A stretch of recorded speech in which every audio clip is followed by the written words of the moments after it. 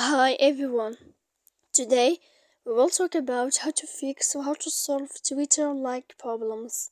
To know how to fix or how to solve Twitter-like problems, you should just go to settings like this. We will click.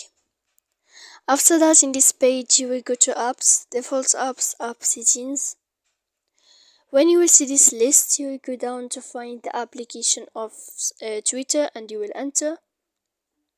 When you will see this page, you will go to click first stop. After that, you will enter to storage. When you will see this page, you will click clear cache. Then you will go to click clear data. And after all that, when you will end this, you can turn off your phone.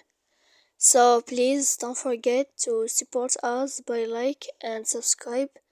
See you next time in another video.